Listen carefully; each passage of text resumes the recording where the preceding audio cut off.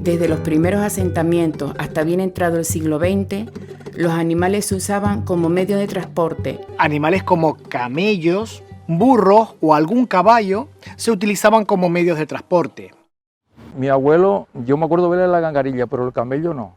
Pero al lado de mi casa, lo llaman Pedro Hermógenes, no sé cómo lo llamaban. Yo me acuerdo verle allí el carro con el gancho por delante para no que se enterrara el pertigo para el suelo y el caballo en la cuadra y con un farol debajo. Y con eso iban de noche para Candelaria, para montones de sitios a traer semillas y cosas de esas. Y después en la calle La Palma estaba el camellero que le decía que los días murieron los 2 hijos. Ese hombre estaba todos los días con el camello cargando con cajas, 4 cajas en cada gangarilla, cargando los tomates de abajo de la costa. Y la gente toda atrás de él adulándole, pues era como un taxi para poder traer todo eso para arriba. Para conseguir leña, fundamental para preparar las comidas en las casas, se llegaba hasta los montes de Pedro Álvarez en Tegueste. Para cocinar los alimentos, la leña fue imprescindible. Los más pudientes cocinaban la comida en calderos de metal que colgaban sobre el fuego dispuesto en un lugar determinado de la casa. Para el siglo XVIII ya habían estufas para encerrar el carbón dentro de ellas y más tarde aparecerían las cocinillas de queroseno llamadas infiernillos. De La Esperanza venía mucha gente a vender leña y piña de pino, que eso era buenísimo para encender los fuegos y eso. El carbón lo quemaban ahí también, arriba en La Esperanza quemaban mucha la leña también. Hacían un hoyo en la tierra, echaban la leña y después le daban fuego y lo iban entullando y eso iba ardiendo allí y se quemaba. Sacaban el carbón. La existencia de las velas es muy antigua y su industrialización se hizo a mediados del siglo XIX. Sin embargo, el uso de la leña fue lo más común en Valle de Guerra hasta entrado el siglo XX. En las grandes haciendas, en principio, el método más usado para la iluminación común era la vela, aunque usaban candelabros, palmatorias y faroles. A partir del siglo XVIII se empiezan a usar lámparas de alcohol, aceite o parafina con una mecha. Con el tiempo se usó el carburo y el queroseno.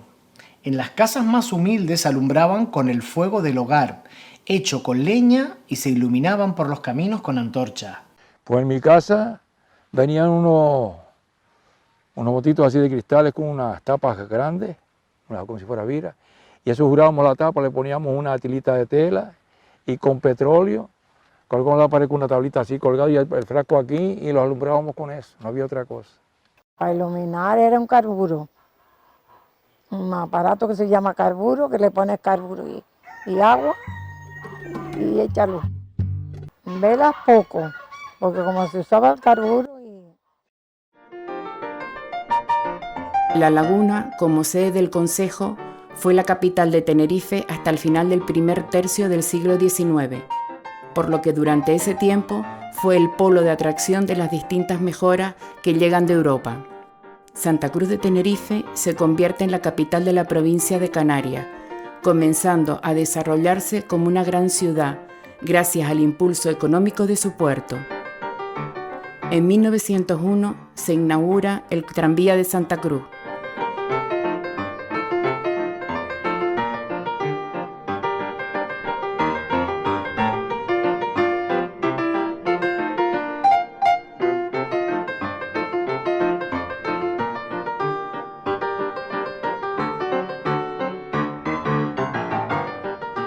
A la ciudad de La Laguna, además del alumbrado público eléctrico, también llegó el tranvía, que pasaba por Guamasa para llegar a Tacoronte. Hay que destacar que Tacoronte en esos momentos ya se consideraba una ciudad. Los que tenían que ir a Santa Cruz, incluso llevaban carga y demás, subían el Boquerón por un sendero, por una vereda, a Guamasa y arriba cogían el tranvía para ir a Santa Cruz. El tranvía yo me acuerdo venir a Tacoronte, a casa de mi tía Ramona, a almorzar con 30 céntimos, venía de La Laguna a Tacoronte y después volví otra vez allá para ir al instituto. De aquellos omnibuses de tracción animal de mediados del siglo XIX, se dio paso a las guaguas popularmente llamadas jardineras. Si bien hay una nueva clase adinerada en el valle, esta invierte fuera. dadas las pocas infraestructuras existentes. El primer vehículo que se vio por el valle fue por el año 1926. Se trataba de un automóvil Hudson. Más tarde se vieron algunos coches y camiones que tenían los más adinerados. En 1837 aparece publicada la construcción de una nueva carretera que tardó muchos años en ejecutarse, por problemas para que se produjeran las expropiaciones necesarias. Se empezó de aquí para arriba y cuando llegaron allí al señor Roberes, mandó a parar, que por allí no se pasaba carretera, él era militar, era comandante. Entonces, pues parar, no dejaba caminar, pues se paró. Y entonces después siguieron, dejaron lo de él atrás y siguieron por allí para adelante. Y se conoce que eso lo expropiaron, que después volvieron y la carretera siguió. Y se hizo arriba. Pique de las carreteras, eso venían con una estufa de esa y traía como una tanquilla. Y cogían los bidones de alquitrán de ese y los montaban encima. Y después con leña de los eucaliptos de la orilla de la carretera, le metían debajo en un horno que tenía la máquina para poder derretir el pique. Y después con un regador, y un regador como un rayo, pero delante era una plancha plana.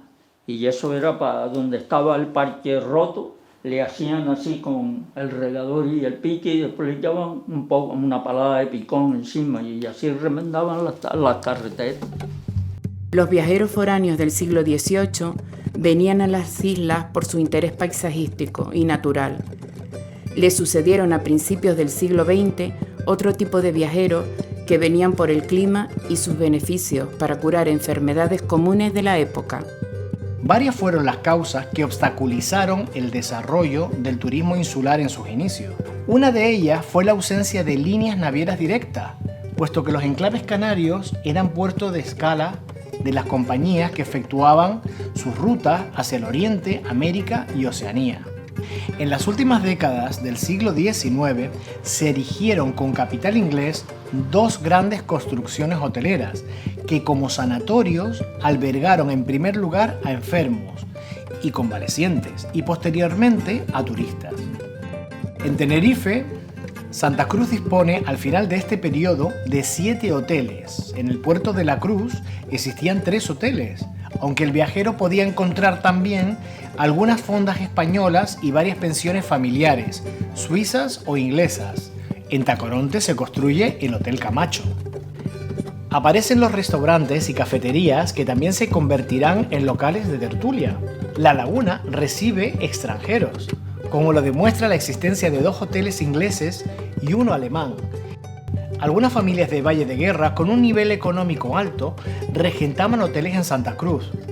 Otros vecinos y vecinas, menos pudientes, trabajaron en el Hotel Aguirre de La Laguna. En el valle, una casa de familia de la zona del puente crea la primera fonda. Pues eso que en el año 900, en 1900, había una fonda. La casa data de esa época porque más o menos en el año 3 pasa la carretera, ¿no? Entonces ya la casa estaba, o sea que más o menos se sitúa entre el 900 y el 898, más o menos, ¿no? Empieza funcionando como fonda, una casa fonda de aquella época. Sí, en lo bajo tenía una habitación, porque lo demás era como una cocinita, pero tenían las habitaciones, 2 habitaciones con 2 camitas. Dos habitaciones. Habían 2 camitas, tenían 2 camitas que se quedaban. La gente que venía vendiendo los cochinitos. Los cochinitos venían del norte. Y se les hacía de noche, como no había carretera, sino tenían que ir andando, pues se quedaban en la fonda. Y le mataba una gallina, le hacía el caldito y cenaban y comían con 4 pesetas, 2 pesetas. 2 pesetas. Por quedarse y 2 pesetas por la gallina, que le guisaba una gallina y se comían la gallina y después seguían los pobres Claro. por la mañana ya porque no había carretera, no era sino una vereda por ahí para adelante. Y ahí siguió después para adelante, pero lo de la fonda, lo de la fonda... Claro, la fonda fueron los primeros años. Los primeros años. Yo calculo hasta el año 15, el 16, hasta el año 16 más o menos. Sí, y eso es lo que Honorio me contaba. Después lo que dice, la gente mayor me dice que lo tienen un tal Pepe Ramos, arrendado Pepe Ramos. Y Pepe Ramos cuando empieza con las partidas, con después más tarde. Los vasitos de vino, los encuentros de la gente cuando venían de trabajar, eso. El tema es que desde el 1900 o el 1898, que data la historia, no se ha cerrado nunca, sino que siempre se ha ido arrendando de unos a otros sin cerrar. Primero comenzó como fonda, luego pues como bar y hoy pues como una casa de comida.